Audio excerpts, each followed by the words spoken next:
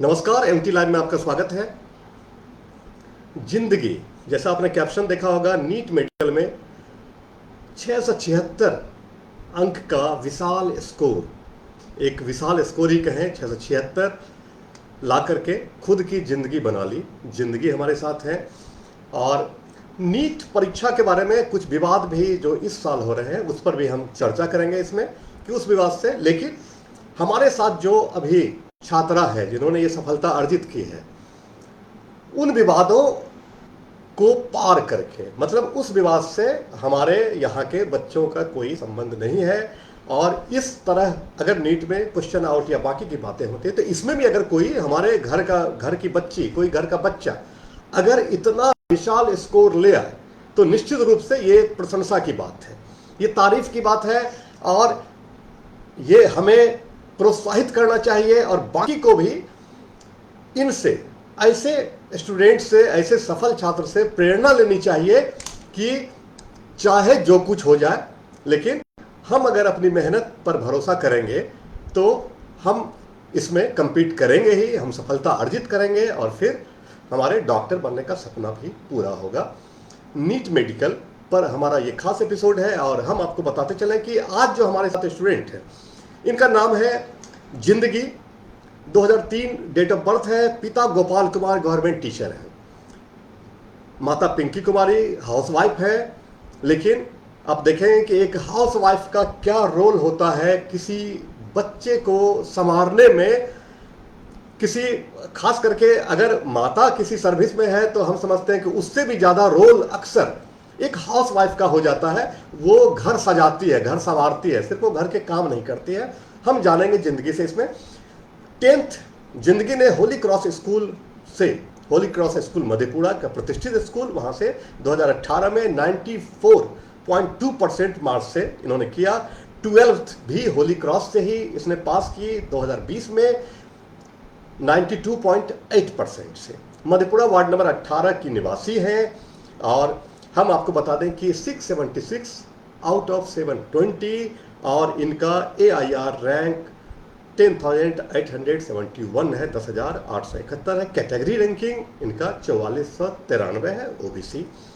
और हम आपको ये भी बता दें कि फिजिक्स में इन्हें 99.28 परसेंटाइल, केमिस्ट्री में 99.82 और बायोलॉजी में 98.35, टोटल परसेंटाइल 99.52।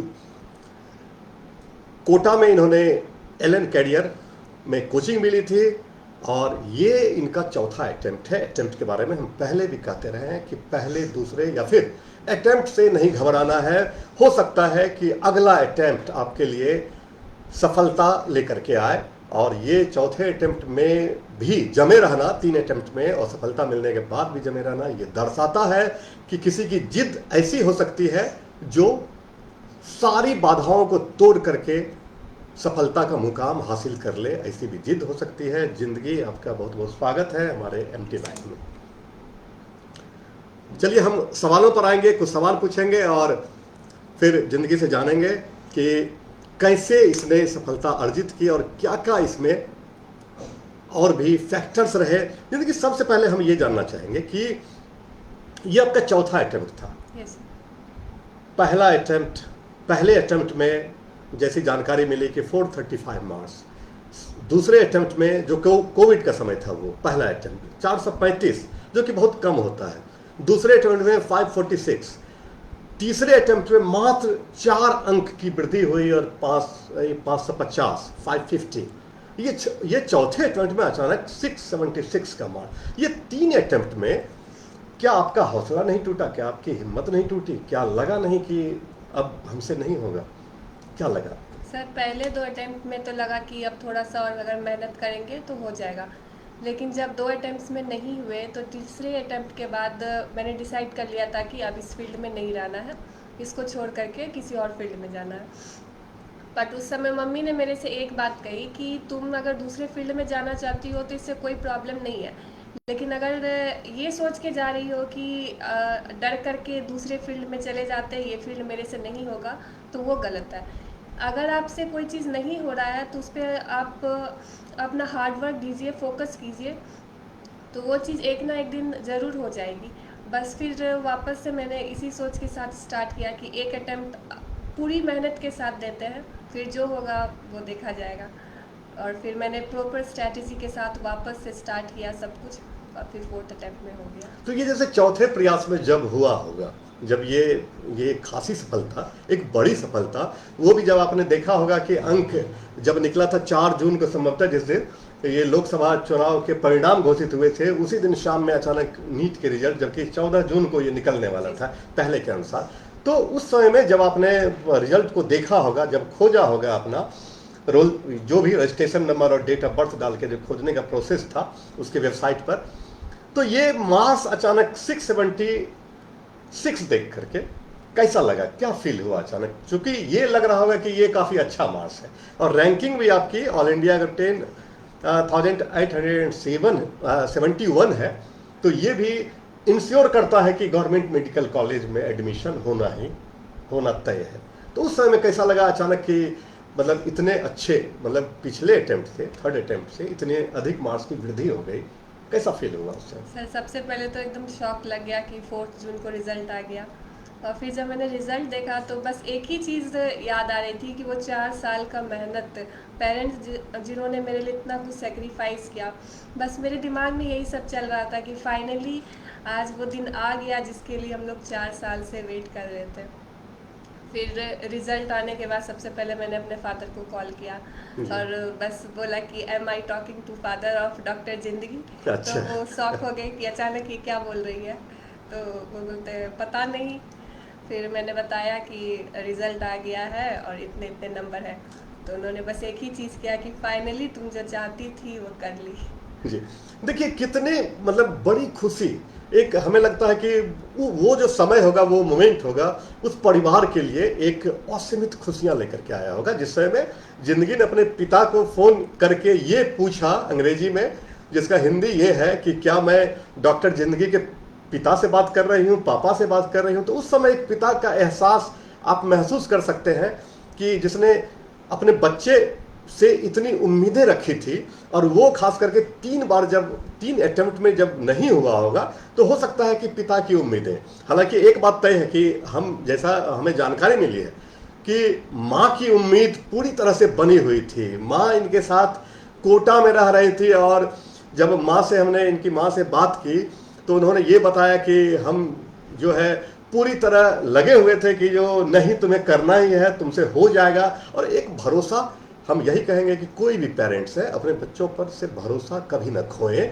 इसलिए कि आपके बच्चे में असीमित ऊर्जा है, एक मतलब जो टैलेंट है उसमें भरा हुआ है।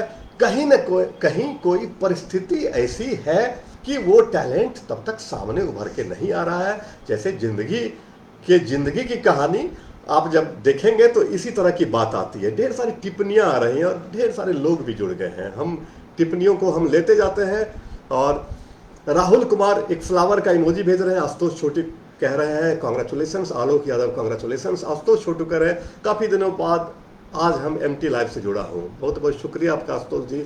मिथिलेश कुमार कह रहे हैं कॉन्ग्रेचुलेशंस, पंकज कुमार हिमांशु कह रहे हैं कॉन्ग्रेचुलेशंस, सबलू कुमार लिख रहे हैं congratulations junior sister, Alok Kumar लिख रहे हैं Rakesh sir good evening Alok जी।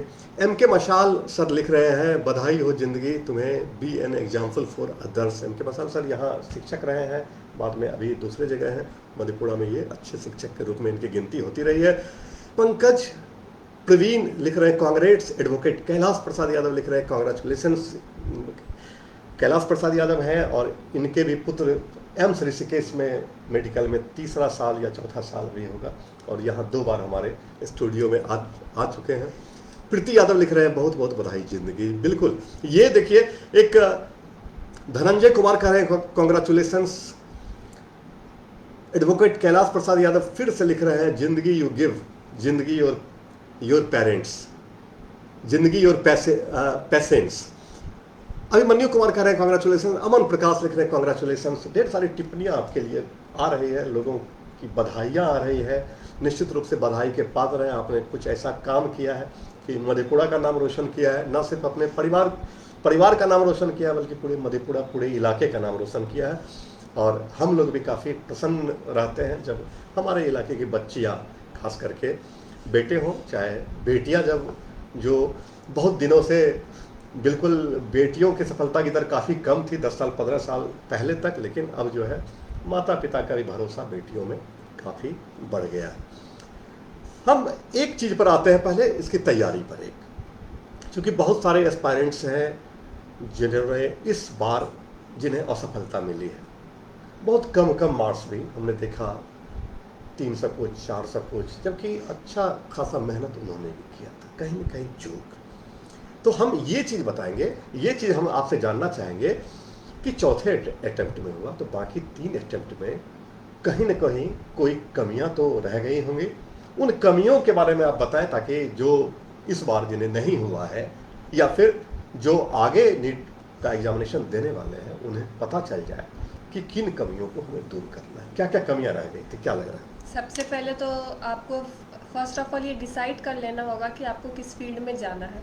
इसके लिए 9th to 10th स्टैंडर्ड में ही आप अपना फाउंडेशन बेस बना सकते हैं जी। कि जो 9th और 10th की बेसिक स्टडी होती है उस पर वेल फोकस्ड है। फिर जब आप 11th और 12th में आते हैं तो एनसीईआरटी पर वेल फोकस्ड है। एनसीईआरटी के अलावा इसके लिए कुछ एक्स्ट्रा करने की कोई ज़रूरत नहीं होती है। जी। मैंने क्या क्या गलतियाँ करी, सबसे पहले कि रिवीजन पे ज़्यादा फोकस नहीं किया। एक चैप्टर अगर मैं पढ़ लेती थी तो उसको 1 महीने बाद पढ़ती थी, तो 1 महीने में वो सारी चीज़ें जो थी वो माइंड से डिस्प्लेस हो जाती थी, फिर वापस से उतना मेहनत करना पड़ता था, जो कि गलत है। आप अगर एक चैप्टर को एक बार पढ़ते हैं तो अगले 5-6 दिन में वापस एक बार उसको गो थ्रू कर लीजिए, रिवाइज कर लीजिए, ताकि आपके माइंड में वो चीज़ रहे। दूसरी चीज़ कि आपको टाइम मैनेज करना होगा। ये पेपर जो होता है वो 3 सब्जेक्ट्स का होता है, तो आपको तीनों सब्जेक्ट्स पर जो है टोटली टाइम देना पड़ेगा। इक्वली डिवाइड करना होगा टाइम को अपने हिसाब से कि कौन सा पोर्शन मेरा ज़्यादा वीक है, उस पर पहले फोकस करें। इस तरह से आप टाइम बना सकते हैं। तीसरी चीज़ कि आपको जो है अपना कॉन्फिडेंस कभी नहीं लूज़ करना होगा। मैंने अपने पहले अटेम्प्ट्स में भी बस यही किया कि अब मेरे से नहीं होगा, अब छोड़ देना है। वो चीज़ गलत है। अगर आप एक बार अपना कॉन्फिडेंस लूज़ कर देते हैं तो उसके बाद कोई भी फील्ड हो उसमें प्रॉब्लम आ सकती है। और चौथी चीज़ कि आप प्रैक्टिस जितना ज़्यादा करेंगे उतना ज़्यादा सही रहेगा। मैंने भी कम से कम 30 से 40 मॉक टेस्ट दिए थे। मॉक टेस्ट देने के बाद उस पर एनालिसिस करना ज़्यादा ज़रूरी होता है कि मैंने क्या क्या क्वेश्चन गलत किए, किस टॉपिक से गलत किए, फिर उसको वापस रिवाइज करके इन सब चीज़ों, छोटी छोटी चीज़ों को अगर आप ध्यान में रखते हैं तो आसानी से कोई भी एग्ज़ाम क्रैक हो सकता है। तो ये छोटी छोटी कमियां जिन्हें कि दूर करना बिल्कुल जरूरी है। रिवीजन के महत्व को आप बता रहे हैं कि रिवीजन काफ़ी महत्वपूर्ण है। रिवीजन बिल्कुल होना चाहिए, वो भी टाइम पर होना चाहिए। मतलब जैसे एक बार रिवीजन किए तो फिर उसे 5 दिन 6 दिन के अंदर में फिर से उसे रिवीजन कर लें। अदरवाइज ये नहीं कि रिवीजन कर लिया और फिर 2-4 महीने हमें लगता है तब तक में फिर वो माइंड से लैप्स कर जाएगा। तो ये कुछ कमियां जो थी। हम एक चीज़ जानना चाहेंगे विस्तार में, चूंकि बहुत सारे छात्र तैयारी कर रहे हैं, नीट एक बड़ा सपना होता है अभी भी पेरेंट्स का। हमें लगता है खास करके बेटियों के संदर्भ में सबसे बड़ा सपना, सबसे पहला सपना पेरेंट्स का होता है कि बेटी डॉक्टर बने। बेटों के मामले में हो सकता है कि पहला सपना ये लगे जो कि इंजीनियर बने या फिर डॉक्टर बने, लेकिन बेटियों में हमें लगता है कि चूंकि एक ये डॉक्टर बिटिया बड़ी अच्छी भी लगती है, एक थोड़ा सा पिता और माता के लिए एक शान की बात होती है। तो हम बहुत सारे तैयारी कर रहे हैं। हम ये आपसे ये जानना चाहेंगे कि तैयारी इसकी कैसे करें, इसे थोड़ा विस्तार में बताएं हमें। चूँकि 720 टोटल मार्क्स हैं, 180 फिजिक्स, 180 केमिस्ट्री और 360 बायोलॉजी। तो इसे फिजिक्स की तैयारी कैसे करें, पहले ये बता दीजिए। फिजिक्स की प्रिपरेशन के लिए तो सबसे पहले जो है आप PYQ यानी प्रीवियस ईयर क्वेश्चन पेपर जो है उसको एनालिसिस कर लें कि किस किस तरह के क्वेश्चंस पूछे जा रहे हैं। अगर आप कोई एक पर्टिकुलर चैप्टर ले रहे हैं तो पहले चैप्टर स्टार्ट करने से पहले आप उसका PYQ देख सकते हैं कि क्वेश्चंस कहाँ कहाँ से आ रहे हैं, कैसे कैसे आ रहे हैं। फिर उसके बाद जो है आप पहले जो है फिजिक्स की थ्योरी को स्ट्रॉन्ग करें। मोस्ट ऑफ द स्टूडेंट्स क्या करते हैं कि फिजिक्स मतलब न्यूमेरिकल्स, बस न्यूमेरिकल्स पे फोकस करते हैं। वो चीज़ गलत होती है क्योंकि अब theoretical based questions, assertion reason वाले क्वेश्चंस भी ज़्यादा आते हैं। तो इसके लिए आप पहले एनसीईआरटी को अच्छी तरह से पढ़ लें, उसके सारे कॉन्सेप्ट क्लियर कर लें, फॉर्मूले सारे याद कर लें, और फिर एक चैप्टर को जो है वो स्लॉट्स में बांट ले कि ये स्लॉट्स का क्वेश्चंस पहले लगाना है, फिर इसके बाद दूसरे सेक्शंस का। इस तरह से आप जब स्लॉट्स में क्वेश्चन लगाएंगे तो आपको अपनी मिस्टेक्स पता चलती जाएगी, और जो पहले आपने क्वेश्चन किया था उसे भी आप उसको कनेक्ट करके अपने आप को जज कर सकते हैं कि मेरा कहाँ मिस हो रहा है, और उस पर काम कर सकते हैं। तो फिजिक्स के लिए हमें एक चीज़ बताइए, फिजिक्स के लिए जैसे सिर्फ एनसीईआरटी ही काफ़ी है या फिर एडिशनल कुछ हेल्प लेना चाहिए, बाकी भी नोट्स मटेरियल, स्टडी मटेरियल, या फिर किसी किताब से? फिजिक्स के लिए आप थ्योरी के लिए तो एनसीईआरटी काफ़ी होता जी। है, और न्यूमेरिकल्स के लिए जो है आप क्वेश्चन बैंक्स बना सकते हैं। एससी वर्मा जैसी बुक्स के भी सॉल्व एग्जांपल्स जो होते हैं वो कर जी। सकते हैं। एनसीईआरटी फिंगर टिप्स की एक बुक आती है जिसमें एनसीईआरटी के शॉर्ट्स क्वेश्चंस होते हैं, उनको भी कर सकते हैं। जी। तो मतलब इन बाकी भी किताबों की मदद ली जा सकती है या फिर लेना जरूरी है? अगर आपसे बन रहा है तो आपको ज़रूरत नहीं है, लेकिन अगर थोड़े सा भी डर लग रहा है कि फिजिक्स मेरा वीक है तो ये आप कर प्रीवियस सकते ईयर्स जो क्वेश्चंस हैं ये मिल जाते हैं मार्केट में? हैं। ये सर, ये आराम से आपको ऑनलाइन भी मिल जाएंगे, आप गूगल पे सर्च करके अच्छा, भी तो ले कितने सकते हैं। साल का इसमें करना चाहिए? जैसे अभी एनटीए पेपर ले रही है वो 2019 से स्टार्ट हुई है, तो आप 2019 से लेकर के 24 तक का लगा सकते हैं। अगर आप ये लगा लेते हैं उसके बाद फिर आप प्रीवियस ईयर और उससे पुराने पेपर जो है वो लगा लें। मेनली 2019 से 24 तक, जी। 24 तक का लगा सकते हैं। अच्छा, केमिस्ट्री की तैयारी में किन बातों का ध्यान रखना चाहिए? जैसे इसमें कितने पार्ट होते हैं केमिस्ट्री में? केमिस्ट्री जो है वो 3 पार्ट्स होते हैं, फिजिकल, इनऑर्गेनिक और ऑर्गेनिक। जी। फिजिकल जो होता है वो उसमें न्यूमेरिकल बेस्ड क्वेश्चंस आते हैं।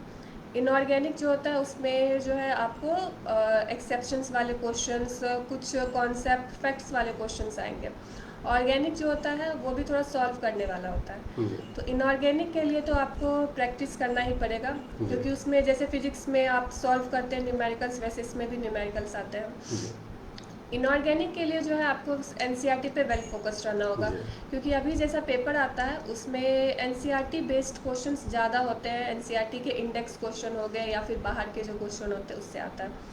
ऑर्गेनिक में जो है मेनली जो रिएक्शन मैकेनिज्म होती है उन पे आपको फोकस ज़्यादा डालना होगा।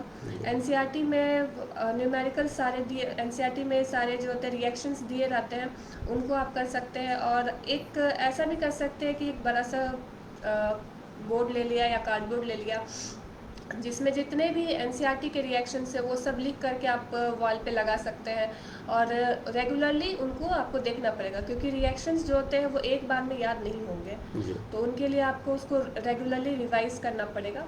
तो इस तरह से आप केमिस्ट्री में अच्छा कर सकते हैं। बायोलॉजी के लिए, क्योंकि ये हमें लगता है कि काफ़ी महत्वपूर्ण है, इसलिए कि टोटल जो मार्क्स है 720 उसका 50% यही है। Yes. तो इसे भी मतलब एक हल्के में तो नहीं लिया जा सकता है इसमें। तो कैसे इसकी तैयारी कैसे करें biology? बायो में 2 पोर्शंस आ जाते हैं, जूलॉजी और बॉटनी, और अब जो है दोनों के इक्वल मार्क्स के पेपर आते हैं। यानी अगर 90 मार्क्स के 90 क्वेश्चंस हैं तो 45 जो हो जाता है वो बॉटनी से हो जाता है और 45 जूलॉजी से हो जाता है। तो इसके लिए जो है ऐसा कहा भी जाता है, जो नीट के स्टूडेंट होते हैं उनके लिए जो बायो का एनसीईआरटी होता है वो बाइबल की तरह होता है। अच्छा। तो फर्स्ट ऑफ ऑल तो आपको पूरा का पूरा याद ही कर लेना होगा। जो एनसीईआरटी है उसको कम्प्लीटली, फिगर हो या फिर कोई फैक्ट्स हो या चैप्टर के बाद समरी में कोई पॉइंट्स दिया हुआ हो, वो सब चीज़ उसका याद कर लेना होगा, कुछ नहीं छोड़ना है। लेकिन याद करने से पहले आपको उसका कॉन्सेप्ट क्लियर करना होगा, कि कॉन्सेप्ट वाइज पहले आप उसको क्लियर कर ले, उसके बाद जो भी डाटा है या भी जो भी चीज़ पॉइंट्स याद करने वाली है वो याद कर सकते हैं। और बायो के लिए सबसे ज़्यादा प्रैक्टिस की ज़रूरत होती है। बच्चे ये सोचते हैं कि बायो ही है ना, लास्ट में कर लेंगे, कोई दिक्कत नहीं होगा, लेकिन ऐसा नहीं होता, क्योंकि मिस्टेक्स जो होती है वो सबसे ज़्यादा उन्हीं टॉपिक्स में होती है जो आपको आती है। तो जिसे हम सिली मिस्टेक्स कहते हैं। तो सिली मिस्टेक से बचने के लिए आप बायो के लिए सबसे ज़्यादा प्रैक्टिस करें। और बायो में सबसे अच्छी बुक जो मैंने फॉलो की थी वो थी NCERT in the finger tips, जिसकी वो बुक ऐसी है जिसमें कम्प्लीटली एनसीईआरटी के सारे पॉइंट्स को जो है क्वेश्चन की फॉर्म में दी हुई है। तो मैंने बस बायो के लिए एक ही बुक प्रेफर करी थी। देखिए, एक नई बात यहाँ हम जान रहे हैं। जिंदगी कह रही है कि सबसे ज़्यादा गलती वहीं होती है जहाँ आप सबसे ज़्यादा जानते हैं, जिसमें सिली मिस्टेक। तो ये ध्यान देने वाली बात है कि हमें लगता है कि कभी कभी ओवर कॉन्फिडेंस में भी चूक होती है उसमें, यस सर। कि जहां आपको रहता है अति आत्मविश्वास, वो हमेशा घातक होता है। तो सावधानी हमेशा बरतने की आवश्यकता है कि वो गलतियां ना हो।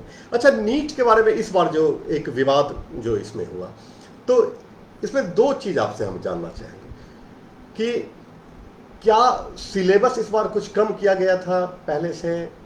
इसकी जानकारी दी। सिलेबस पहले से कम हुआ था। यस देखिए, सिलेबस पहले से कम किया गया था, लेकिन एक बात तय है कि सिलेबस कम हो या अधिक हो, वो सारे स्टूडेंट के लिए होता है, किसी एक के लिए या फिर कुछ के लिए नहीं कि इसके लिए सिलेबस कम, इसके लिए ज़्यादा, इस रीजन के लिए सिलेबस ये, उस रीजन के लिए, ऐसा तो नहीं होता है। ये पूरे ऑल ओवर इंडिया के लिए एक ही सिलेबस होता है।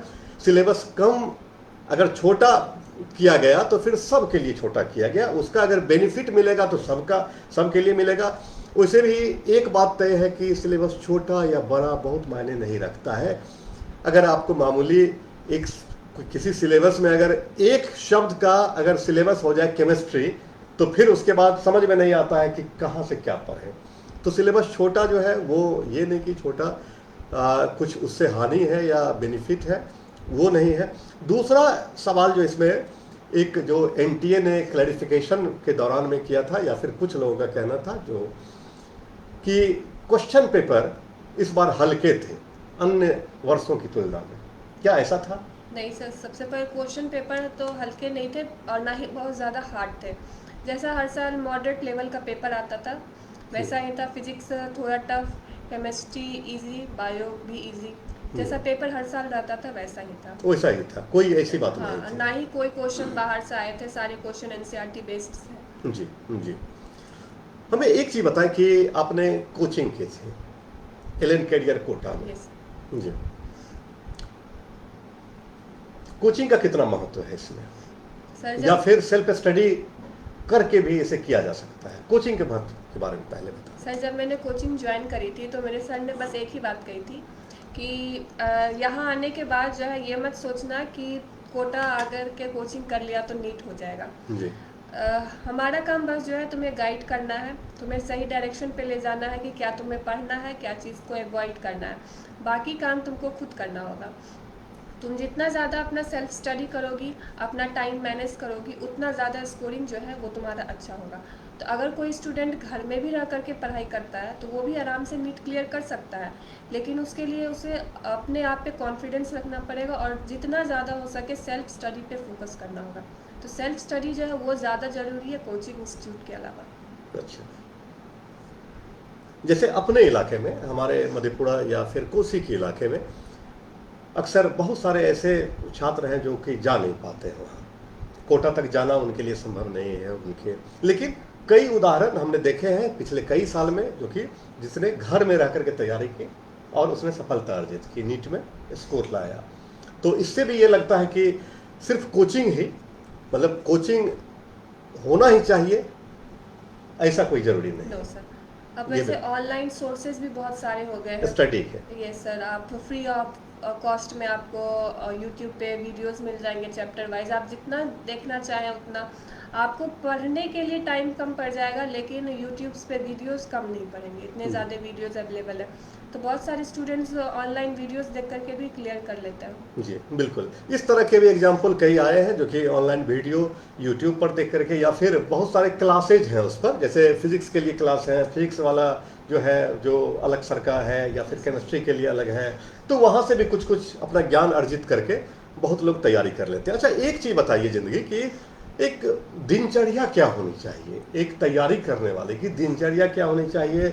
और फिर एक बात जो आती है, हालांकि अब उसकी प्रासंगिकता बहुत कम रह गई है, कि कितने घंटे स्टडी करना चाहिए, दिनचर्या क्या होनी चाहिए और कितने घंटे पढ़ाई कम से कम होनी चाहिए?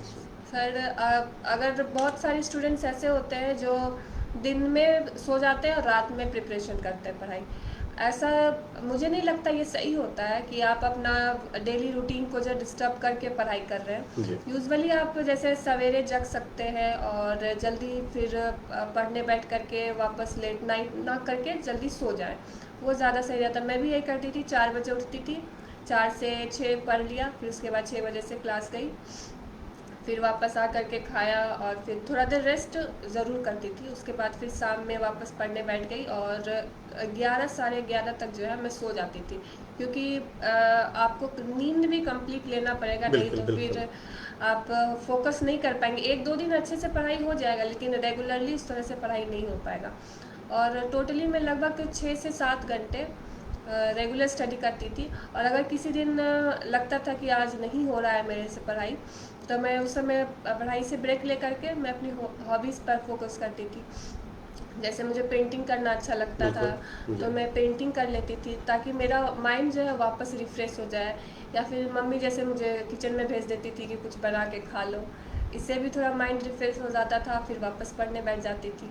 तो आप ऐसे स्लॉट वाइज पढ़ सकते हैं, ज़रूरी नहीं है कि आप 6 घंटे बैठे ही रहे पढ़ने के लिए। आप 1 डेढ़ घंटे पढ़ सकते हैं, फिर वापस एक ब्रेक ले सकते हैं, फिर फोकस कर सकते हैं पढ़ाई पर। मतलब कि टुकड़ों में पढ़ाई कर सकते यस हैं, मतलब जब तक आपका माइंड जब तक साथ दे रहा है, जब तक बातें समझ में आ रही है, यस तब तक पढ़े और फिर बीच में हम ब्रेक ले लिए, ब्रेक लेते हुए पढ़ सकते हैं। और साथ साथ एक बड़ी अच्छी बात आई कि हॉबी, आपके जो हॉबी है वो इस दौरान भी हॉबी को ख़त्म ना करे पूरी तरह, यस वो बीच बीच में मेंटल रिफ्रेशमेंट के लिए नींद बड़ी ज़रूरी है। Yes sir. पूरी तरह से नींद लेना भी ज़रूरी है, स्वास्थ्य पर ध्यान देना भी। हमें लगता है कि फिजिकल हेल्थ जब डाउन होगा अगर इस दौरान, तो हो सकता है कि मेंटल हेल्थ पर भी उसका असर पड़ता है। असर पड़ेगा। और फिर जिसे मेमोराइज करना है या फिर बात याद करनी है, तो उसमें भी डिस्टरबेंस इसमें आ सकता है।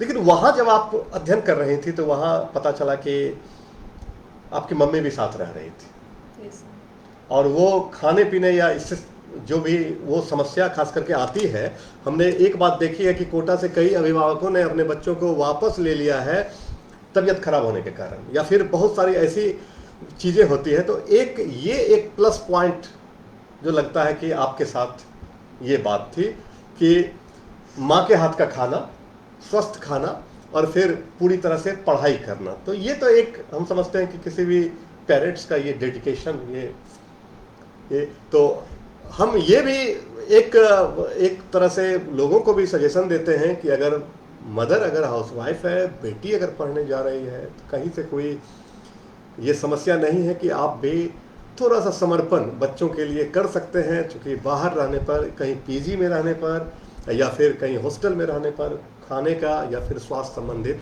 पास में रहेंगे तो बच्चे आपके आंखों के सामने रहेंगे, स्वस्थ रहेंगे, खुद से खिलाएंगे आप, तो वो बेहतर होगा। जी, टिप्पणियाँ आ रही हैं, हम टिप्पणियाँ लेते हैं। रोशन कुमार बिट्टू कह रहे हैं कांग्रेचुलेशंस। विनय कुमार की टिप्पणी आ रही है, कहते हैं सबसे पहले तो हम इन्हें बहुत बहुत बधाई, और आगे डॉक्टर बनकर समाज एवं देश की सेवा में अपना योगदान ईमानदारी से करें।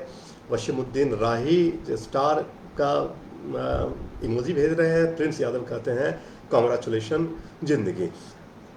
हम ये चीज़ जानना चाहेंगे आपसे कि पूरी सफलता, ये सफलता एक अद्भुत सफलता है, ना सिर्फ आपके पेरेंट्स बल्कि आपके स्कूल टीचर, बल्कि आपकी सोसाइटी जो आपके हितैषी हैं।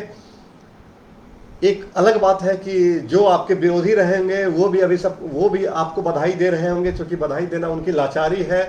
भले ही अंदर अंदर ईर्ष्या जलन हो रही होगी जो सोसाइटी है, लेकिन फिर भी एक जो है आपने जो काम किया है वो आपने एक दर्शा दिया है अपने समाज में कि एक बेटी चाहे तो बहुत कुछ कर सकती है। वो भी चौथे अटेम्प्ट में ये होना, हम समझते हैं कि इसे और भी हम एक पॉजिटिव चीज़ मानते हैं कि चौथे अटेम्प्ट में किसी ने सफलता हासिल कर ली है।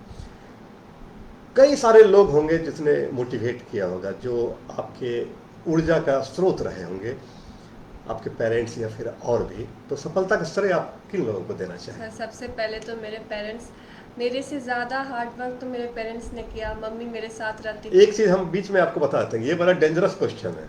कोई अगर छूट गए आपके, कोई अपने और नज़दीकी, तो फिर वो बाद में कहेंगे कि अरे हमने भी तो बहुत मेहनत की थी, सफलता का श्रेय सिर्फ इन लोगों को दे करके ये। तो इसीलिए सफलता का श्रेय जो लोग आपकी ज़िंदगी में महत्वपूर्ण रहे, ज़िंदगी में जो लोग महत्वपूर्ण रहे सफलता में, आप उनके बारे में बताएं। सर, सबसे पहले तो मेरे पेरेंट्स, मम्मी मेरे साथ यहाँ कोटा में रहती थी, पापा यहाँ अकेले खुद से खाना बनाना, खाना, फिर स्कूल मैनेज करना। तो मेरे पेरेंट्स का सबसे ज़्यादा कंट्रीब्यूशन रहा। फिर मेरी एक छोटी बहन भी है, वो भी कि नहीं दीदी तुमको करना ही होगा, तुम करोगी तभी तो बाकी जो बच्चे मधेपुरा में हैं वो तुमको देख करके मोटिवेट होंगे कि किसी ने किया। और फिर तीसरी चीज़ थी मेरा स्कूल। स्कूल तो कम्प्लीटली हमेशा सपोर्ट में रहा। मेरी head ma'am doctor Vandana Kumari, उन्होंने भी कंप्लीट मोटिवेट किया। जब भी मैम फ़ोन करती थी कि नहीं ज़िंदगी तुम करोगी, तुम जो भी बनना चाहती हो तुमको वो करना है। और मेरे टीचर्स हमेशा एक ही बात कहते थे कि एक बार में नहीं हुआ तो क्या हुआ, लेकिन एक दिन ज़रूर होगा, तुम बस लगे रहो। और उसके बाद फिर मेरे एलएन के भी टीचर्स थे, मेरे मेंटोर थे, वो सब भी कॉन्टीन्यूसली सपोर्ट कर रहे थे, मोटिवेट कर रहे थे। तो इन लोगों के सपोर्ट के बिना मैं यहाँ तक नहीं पहुँच सकती थी। बिल्कुल, सारे लोगों का सपोर्ट होता है किसी भी सफलता में। जब एक खूबसूरत मकान बन के तैयार होता है तो उसके पीछे में कई लोगों का हाथ होता है, बहुत सारे मजदूर होते हैं, बहुत मिस्त्री होते हैं। मतलब कहने का मतलब कि एक कई लोगों को अकेला कोई अगर कहे कि ये सफलता मैंने खुद के दम पर ही सिर्फ अकेले ही कुछ करके सफलता हासिल की, तो उसमें कहीं ना कहीं वो गलत होगा। सफलता के पीछे में कम से कम आपके पेरेंट्स का योगदान, आपके टीचर्स का योगदान, फिर और भी सोसाइटी में बहुत सारे लोग होते हैं जो कि आपके शुभचिंतक होते हैं, उनके भी वेल विशेज जो हैं वो आपकी सफलता के पीछे काम करते हैं। हम अंत में इजाज़त लेने से पहले हम एक चीज़ आपसे ये जानना चाहेंगे, क्योंकि इस इलाके में आप रही हैं, इस इलाके में से ही आपने मैट्रिक और इंटर पास किया है, इस इलाके को अच्छी तरह से जान रही हैं, बचपन से यहीं वार्ड नंबर 18 के निवासी रही हैं। इस इलाके को ध्यान में रखते हुए यहाँ के छात्रों को जो तैयारी कर रहे हैं आगे, और जो अगली साल परीक्षा देने जा रहे हैं या फिर आगे परीक्षा देने रहे हैं, उन्हें क्या संदेश देना चाहेंगे, क्या कहना चाहिए? सबसे पहले तो मैं यही कहना चाहूँगी कि बेस्ट ऑफ द लक, कि आप इस फील्ड में आना चाह रहे हैं या किसी भी फील्ड में जाना चाह रहे हैं तो उसके लिए आप जो कॉन्टीन्यूसली इस चीज़ पे मेहनत करें। और दूसरा कि अपने आसपास जो नेगेटिविटी है उससे थोड़ा दूरी मेंटेन करें, कि बहुत सारे लोग ऐसे भी होंगे जो आपको बोलेंगे कि ये फील्ड में तुम जा रही हो, तुमसे नहीं होगा। जैसा लोग मुझे भी बोलते थे कि फालतू का इस चीज़ में अपना टाइम वेस्ट अच्छा, कर बोलने रही हो। वाले थे ऐसा? जी सर, बिल्कुल थे कि इस फील्ड में क्या फालतू का टाइम वेस्ट कर रही हो, मेडिकल बहुत टाइम टेकिंग प्रोसेस होता है। तो इस चीज़ पे आपको बिल्कुल ध्यान नहीं देना है, कि आपको जो लगे कि मेरे लिए ये फील्ड बना है, मैं इसमें अच्छा कर सकता हूँ, तो आप उस फील्ड में ही फोकस करते हैं। तीसरी चीज़ कि अगर आप कोचिंग इंस्टीट्यूट ज्वाइन कर रहे हैं या फिर सेल्फ स्टडी कर रहे हैं तो उसको जो है ऑनेस्टली करें, कि ये नहीं कि बस एक फॉर्मेलिटी के लिए मैं बस पढ़ रही हूँ, वो चीज़ गलत है। आप अपना स्टडी पे वेल फोकस्ड रहें। और चौथी चीज़ जो है, अपने पेरेंट्स के कंट्रीब्यूशन को हमेशा याद रखें कि मेरे पेरेंट्स मेरे ऊपर कितना सेक्रीफाइस कर रहे हैं। वो चीज़ आपको कंटिन्यूसली जो है मोटिवेशन प्रोवाइड करेगी। उससे बड़ा मोटिवेशन जो है वो आपको कोई भी चीज़ नहीं दे सकती। जी, इसी पर एक फैज अहमद फैज की शायरी याद आ रही है, जिस दिन से चला था मंजिल पे नज़र थी, मैंने कभी मील का पत्थर नहीं देखा। तो एक एम आपने जो बना लिया है, उस एम को आप बिल्कुल उसी पर चलते रहें, जो भी बाधा हो, एक बार, दो बार, तीन बार, लेकिन अगर आप लगे हुए हैं पूरी तरह से अपनी कमियों को सेल्फ असेसमेंट करते हुए, अपनी कमियों को दूर करते हुए, अगर नीट जैसी परीक्षा में आप इसकी तैयारी अगर एक स्ट्रेटेजिक वे में अगर आप कर रहे हैं तो सफलता मिलनी तय है। जिस तरह ज़िंदगी ने सफलता हासिल की और ख़ुद की ज़िंदगी इसने बदल डाली है। हम फिर से बता दें कि हमारे साथ अभी लाइव में जो नीट की परीक्षा के बारे में जो जानकारी दे रही थी वो ज़िंदगी है। पिता गोपाल कुमार गवर्नमेंट टीचर हैं, माता पिंकी कुमारी हैं जो हाउस वाइफ है, लेकिन इनका रोल काफ़ी महत्वपूर्ण रहा बेटी की ज़िंदगी को संवारने में, घर को संवारने में। हाउस वाइफ मतलब घर को सजाने में हाउस वाइफ का कहीं से कोई वो उनका जोर नहीं है। 10th Holi cross school Madhepura से इन्होंने 2018 में की, 94.2% मार्क्स थे। 12th होली क्रॉस स्कूल से ही 2020 में, जहां 92.8% मार्क्स थे। और फिजिक्स में इस बार जो इनका जो रैंक है वो है ऑल इंडिया रैंक 10,871, और ये पूरा मार्क्स जो है इनका 676 है, जो कि एक बेहतरीन अंक है इसमें। और इस तरह ज़िंदगी ने ये दर्शा दिया कि सफलता आपके हाथ में है, बशर्ते कि आप आपकी मेहनत जो है अनवरत हो, दिन रात की मेहनत हो, कभी हारे नहीं, कभी थके नहीं, जो मंजिल है उसकी तरफ बढ़ते रहें। हम आपसे इजाज़त लेने से पहले एक छोटा सा हम भेंट, एक छोटा सा टोकन ऑफ लव, एक मोमेंटो हम जिंदगी को हमारे स्टूडियो में आई है और ये याद रखेंगे। जहाँ मेडिकल कॉलेज में, जहाँ गवर्नमेंट मेडिकल कॉलेज में दाखिला होगा, वहाँ अपने टेबल पर ये रखेंगे, हमें ऐसा भरोसा है। बहुत बहुत शुक्रिया जिंदगी तुम्हारा इस लाइव में इतना समय देने और इतनी डिटेल में बताने के लिए। जो स्टूडेंट हैं उन्हें काफ़ी हमें लगता है कि मदद मिली होगी इससे। राजा बाबू लिख रहे हैं कॉन्ग्रेचुलेशंस। विनय कुमार लिख रहे हैं आप लगन में मेहनत से उन छात्राओं को भी प्रेरणा लेनी चाहिए। लाइफ इज़ ब्यूटीफुल स्ट्रगल, तभी लाइफ इज़ ब्यूटीफुल स्ट्रगल तभी संभव है। बहुत बहुत शुक्रिया जिंदगी, फिर से आपका बहुत बहुत शुक्रिया। सभी हमारे दर्शकों का जो इस लाइव में जुड़े हुए हैं, अपना ध्यान रखिएगा। शुभ रात्रि।